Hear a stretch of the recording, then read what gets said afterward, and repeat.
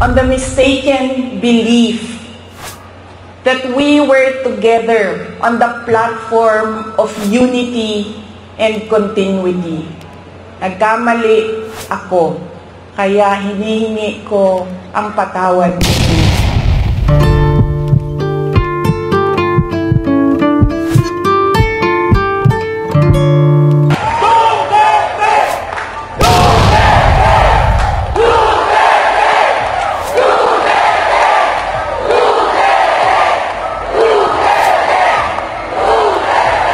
Salamat. Mayong gabi kaninyong tanan. Palihog, manlingkod. Mga kaigsuunan kong Dabawenyo, ladies and gentlemen, mga kababayan, Assalamualaikum warahmatullahi wabarakatuh. Madayaw, umayong adlaw kaninyong tanan. Magandang araw sa inyong lahat.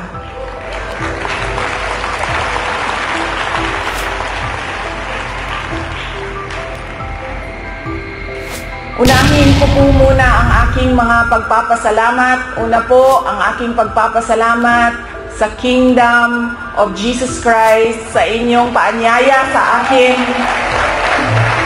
na dumalo sa inyong 39th anniversary. Maraming salamat po sa inyong imbitasyon.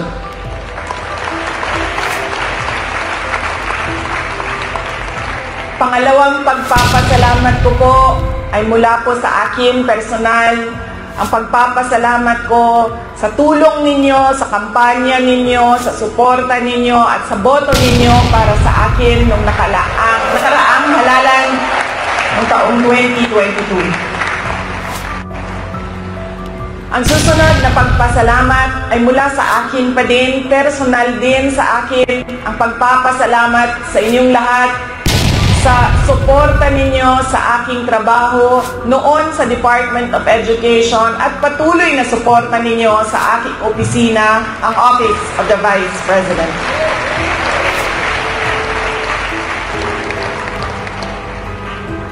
At ang huling pagpapasalamat ay mula po sa aming pamilya, ang pamilya Duterte.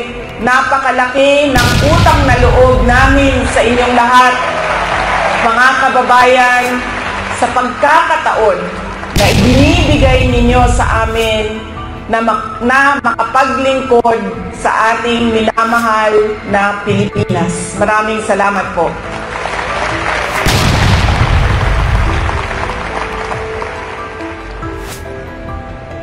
Nasabi ko na po,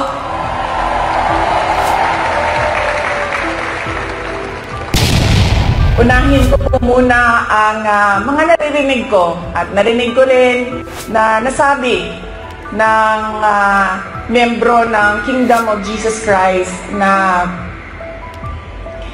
sala manggunitanan ni Inday Sara, unidagan pa siya presidente, dili na magkalisod-lisod ani atong nasod.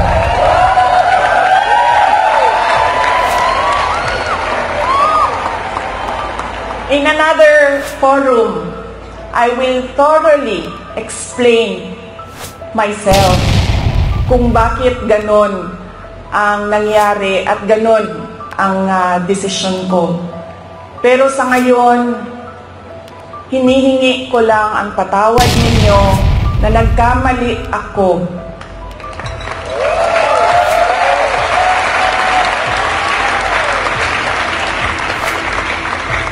Nagkamali ako sa paghingi ng tulong at suporta nyo para kay Pangulong Bongbong Marcos.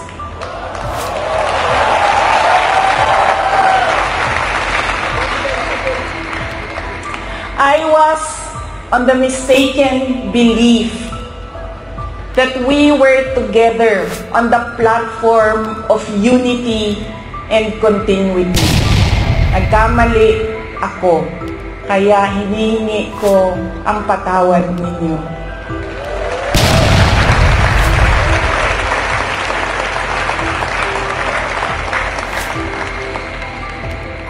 You know, this has been going on for 9 days. Ang assault sa inyong Kingdom Nation. At I could not come earlier dahil meron ding atake sa opisina ng pangalawang Pangulo. At hindi ko maiwanan ang aking mga kasamahan doon sa Office of the Vice President.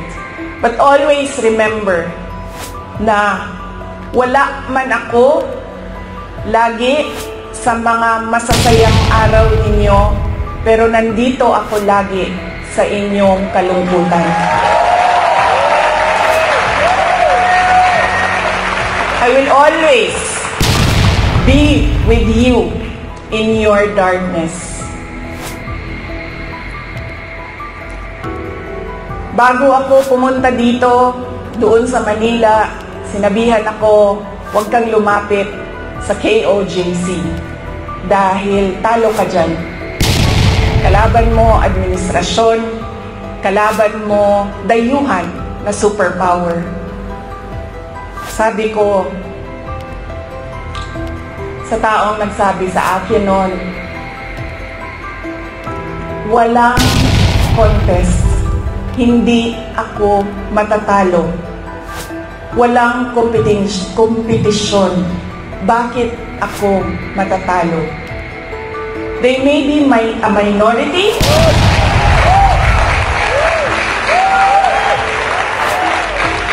they may only be 8 million around the world. Sabihin na natin na 6 million lang doon ang Pilipino, pero Pilipino pa rin sila.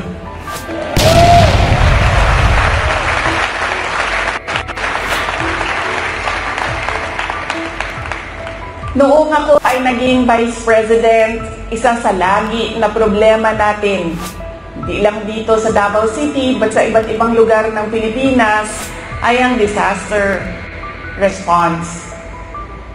So, nung ako ay umupo, in-institutionalize namin ang Disaster Operations Center ng Office of the Vice President. Ang aming paghahanda ay disaster response. Pinaghandaan namin ang baha, pinaghandaan namin ang delubyo, typhoon, pinaghandaan namin ang earthquake, lahat ng maisip mo na kalamidad, pinaghandaan namin. Pero, nasabi ko doon sa mga kasamahan ko sa Office of the Vice President, we have not prepared for a crisis such as the Kingdom of Jesus Christ.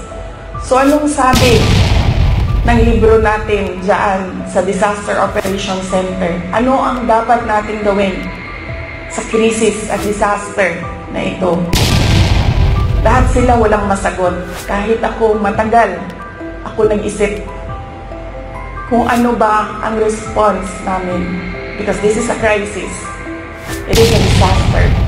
Ano dapat ang tugon ng Office of the Vice President? At isa lang ang naisip ko. Sabi ko, as Vice President and as a Dabawenyo, I will be there to comfort them.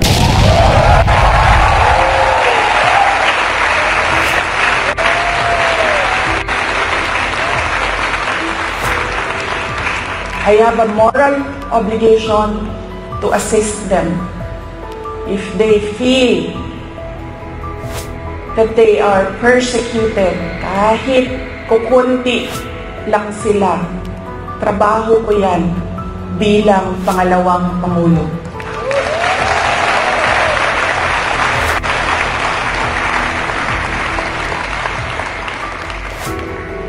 Doon din sa amin, sa Office of the Vice President, sabi nung isang kasamahan namin,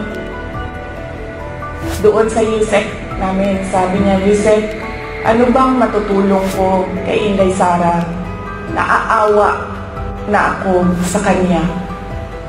Sabi ko, tinanong ako ng USEC, sabi ko, excuse me, hindi ako kawawa. Hindi tayo kawawa sa Office of the Vice President. Dahil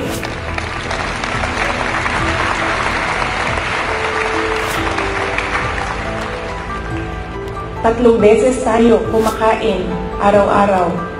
Kung gusto natin bumili ng leche plan, meron pang leche plan. At ayaw natin ng leche plan, gusto natin ng ice cream, nakakabili tayo ng ice cream. Sabi ko, ito personal ko na experience. Kaibigan ko, 47 years old, sumakit lang ang likod. Anong sabi ng doktor? It's cancer of the bones, cancer of the lungs, cancer of the pancreas, cancer of the brain, all together in one person. Anong sabi ng doktor? 6 months na lang. Yun ang kawawa. Sabi ko, ang dami sa ating mga kababayan na nakakaramdam ng gutom dahil hindi na nila mabili ang pagkain sa sobrang mahal ng pagkain. 2 beses na lang kumakain sa isang araw. Yun ang kawawa. Sila ang dapat tulungan. Dumadami ang naghihirap sa ating bansa. Dumadami ang nahihirapan makahanap ng regular na trabaho. Sila ang totoong kawawa at kailangan ng tulong natin.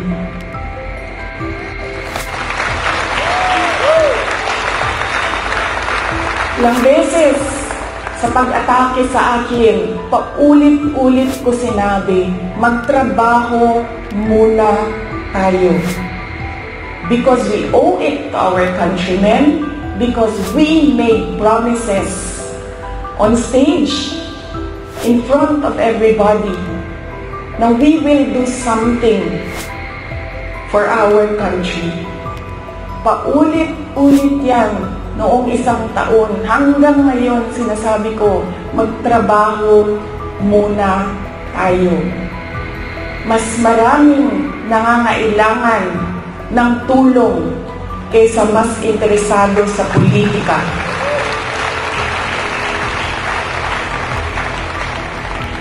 Pero this night is not about me and my problems. Hindi ako kawawa. Mas kawawa ang mga kaibigan natin na natutulog sa tabing daan, gutom. Minsan, sa isang araw, wala na talagang kinakain. Sila ang totoong problema at totoong nangangailangan ng tulong dahil sila ang kawawa. This is about kingdom of Jesus Christ and the assault on the kingdom nation. Tandaan ninyo, hindi kayo kawawa.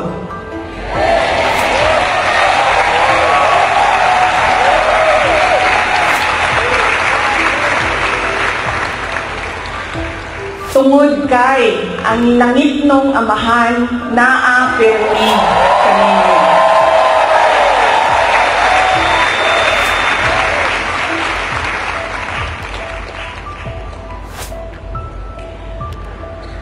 Noong isang araw, kausap ko yung SMNI President.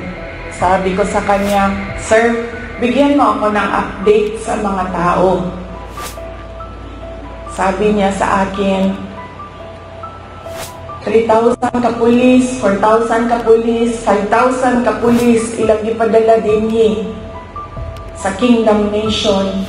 Nalisang na ang mga tao. Nangahablok na sila. And then I said, mali nga malisang, mali nga mahadlok. Kay bawo mo nga no, gipadalahan mo og 5,000 kapulis na inyong istoryahon, na inyong ipasabot, na unsa na ang atong nasod, asa na ang rule of law.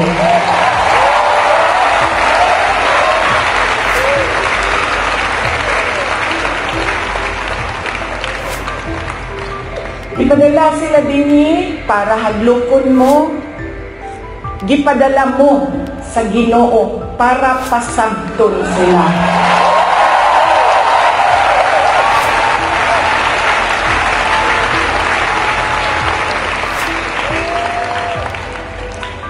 If they come from a place of violence, the kingdom nation is the expert on peace.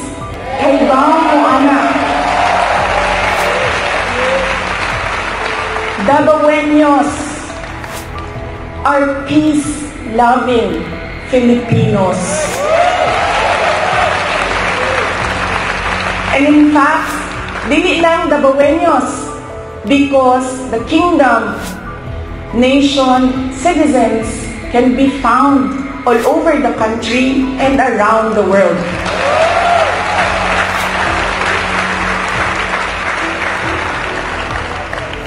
Kung ang gidala nila, if they bring you violence, give them peace. Show them peace.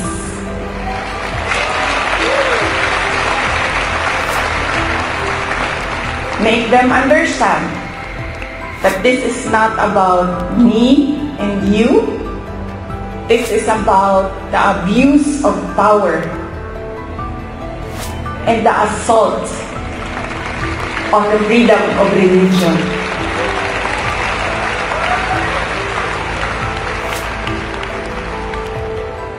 Violence, you have peace. Bullets and tear gas, what do you have? You have the words of the Almighty God.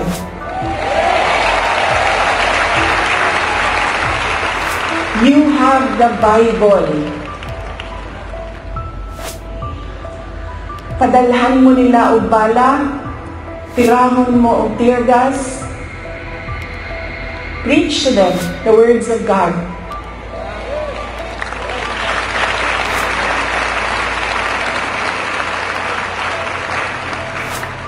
Pangtulo, if they come from the evils of Satan, what do you have? You have the goodness of the Lord Jesus Christ.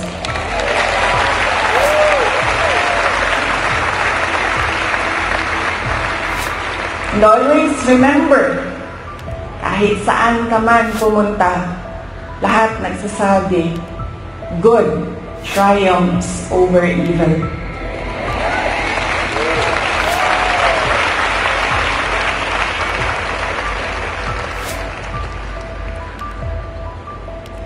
Ang ako'ng lola sa mother side, maternal grandmother na ko, buhi pa siya karon, kaluoy sa Ginoo. She's blessed with a very long life. She's in her 90s. Lumad sila dinhi sa Davao del Sur o Davao City, sa Padada, Davao del Sur o diri sa Davao City. Ang iyahang trabaho is mangmaligya o kaniadtong panahon, mga 1960s, 1970s, mamaligya o mga PX goods. Mga ukay-ukay kung ginatawag nato karon. O niya, mamaligya o mga lain-lain klaseng dry goods. Nakaadto siya o baklaran, na maligya siya o mga sandals, mga mo ang ginabaligya kanadto. Sa iyahan ko nakakaton o kanang dili magulat nga naay customer, kundi tawagon nimo dapat ang customer, masudlon nimo sa imong tindahan. Doon na siya pulong sa ako kung batanon pa ko. Kebaw mo, dili manggod sa ato sa Pilipinas, when you are outspoken, when you are opinionated, when you are headstrong, ang tawag sa imuhang maldita. I feel that it is wrong, pero somehow, siguro sa ato ang mga Pilipino na kung mutubang ka sa mga elders, tawagon ka maldita. So, tumatanon pa ko, ang ako ang lula, ang istorya, mga saba tingali, o niya, matubag ko. Mayroon dayon na ang ako ang lula. Maghinay-hinay ka, Inday. Kay ang gaba sa Ginoo dili magsaba.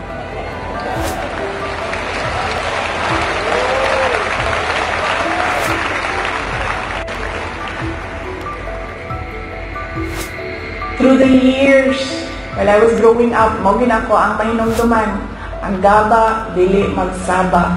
Mo nang nagkaroon ko og hadlok. Imagine mo, maabot lang kalit, di man lang magsaba-saba, di ka kasagam. Tungod kay ang gaba sa Ginoo dili magsaba.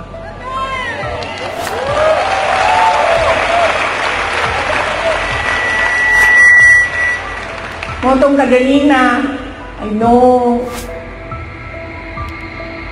dili ko makasulti when our preacher said, love your enemy.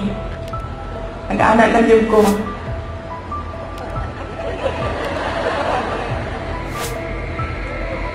Wala pa ko sa punto sa mga miyembro. I am not in that level of spiritual enlightenment. I can love my enemies. Wala pa ko sa inyong level. Moto kaganina nag-anak dito.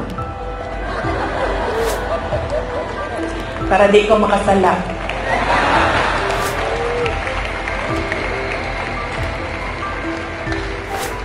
But you know, para sa ako dili man ako sila mamahal. I cannot bring myself to love them. Pero ang ako verse, pulong para kanila mao ang gaba sa Ginoo di magsaba.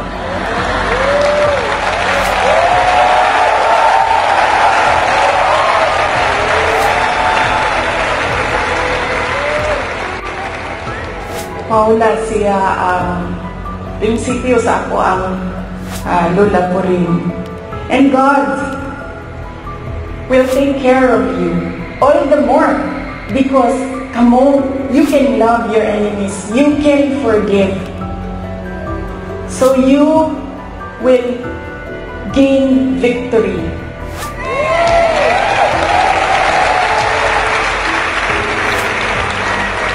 God will be there, will always be behind you, around you, above you, underneath you, to cradle you, to shelter you.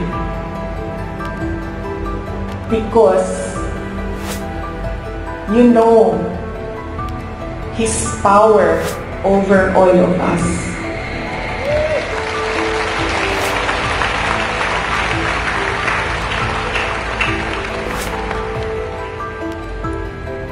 Kaganina, nawala naman itong atuang ko ay background. Kaganina, sige kong tanaw sa inyong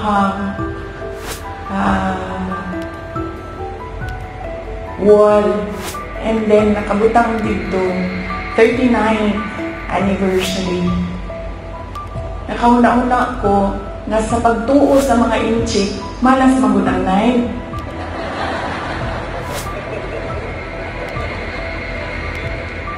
Muto na kaanak ko, siguro sundo na to. Wala may mawala sa to Kung sundo na to ang tinunguan sa mga inchik, nga dili yung ka mag-celebrate of 9. So this is our 40th anniversary. Nagmamalakpak para sa 40 years.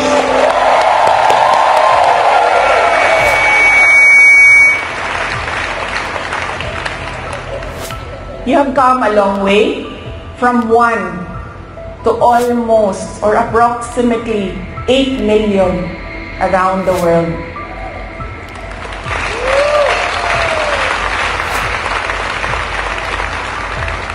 You have overcome challenges, and every challenge made you stronger, made you more united. And we can see that now. There is another challenge before you, pero naagihapon mo sa ngalan sa Ginoo.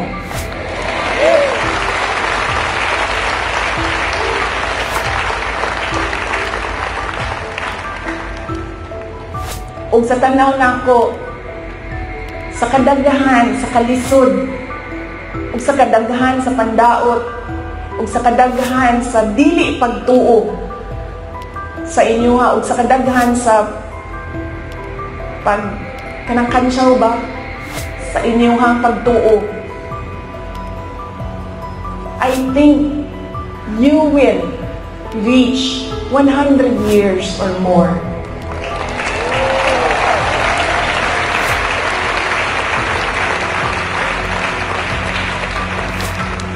Magpadayon o magpadayon mo basta ang inyong pagsalig o pagtuo hugot dinha sa Ginoo.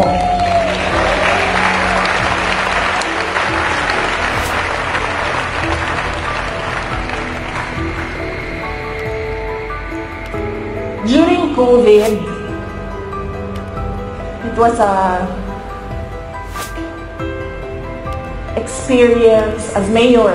It was an experience that I could never want to go through again. The COVID-19 pandemic.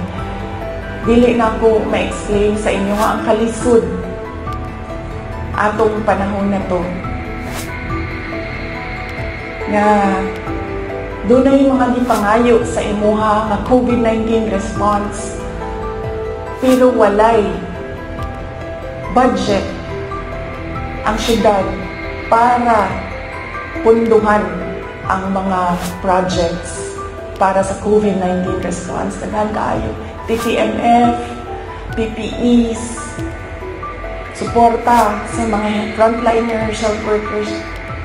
Dili na ko gusto mo sa bato.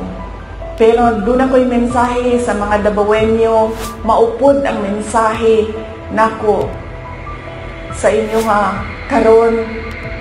Dili lang sa mga naadinhi sa Davao City, kundi sa tanan ng miyembro sa Kingdom of Jesus Christ. And that is, we will not break.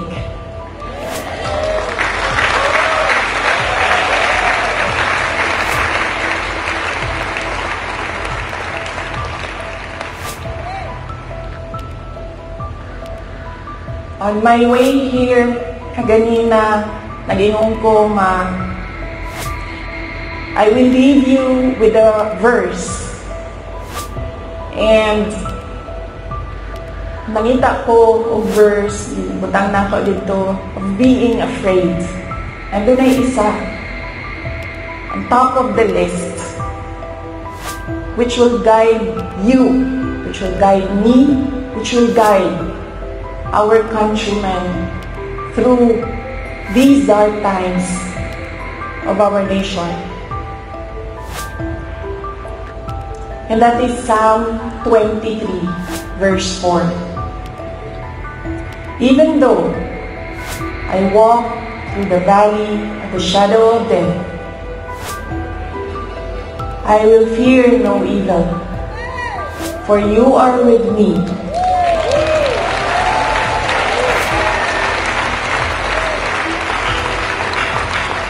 Your rod and your staff, they comfort me. Ayaw mo kalimot na ay Ginoo nga nagtanaw sa ato ang tanan.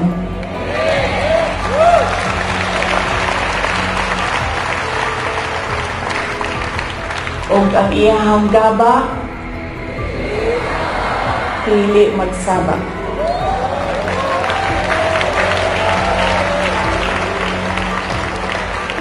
Let us clap for 100 more years.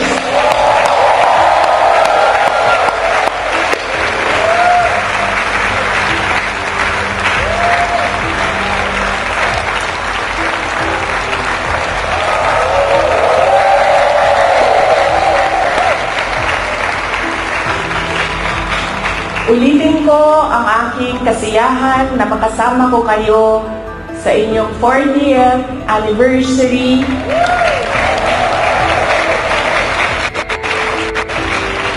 We will not break. Happy 40th anniversary, Kingdom of Jesus Christ. God save the Philippines.